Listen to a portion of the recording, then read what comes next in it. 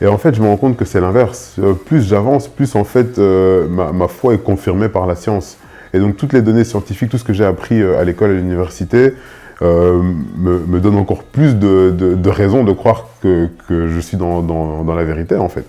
Parce que quand j'étudie le corps humain, par exemple, je me dis, mais il doit y avoir un architecte derrière tout ça, c'est pas possible. Comment C'est cette trop machine... complexe pour... Trop complexe et trop bien faite, tu vois, pour qu'on puisse simplement se dire, écoute, c'est comme ça. T'as un primate et puis c'est tout. Ouais, on te dit, écoute, c'est comme ça.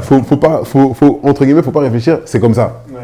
Non, c'est pas possible. Tu peux pas dire c'est comme ça. Quand tu vois comment c'est fait, tu vois, ça te fait poser des questions.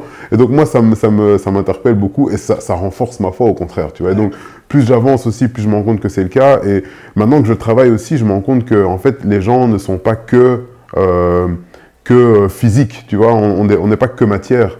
Les gens ont besoin de plus. Les gens ont besoin de sens aussi.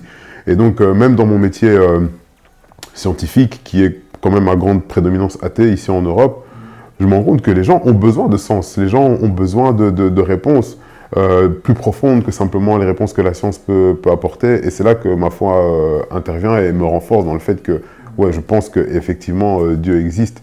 Je pense qu'on a l'impression en fait que les gens sont moins spirituels maintenant et sont moins désintéressés par rapport à ces questions-là. Mais en fait, c'est faux. Les gens se posent toujours ces questions-là, les questions de sens, qu'est-ce que je fais, à quoi je sers, etc. Ce sont des questions que les gens se posent beaucoup. La différence, c'est qu'ils ne voient plus en l'Église l'endroit où trouver les réponses.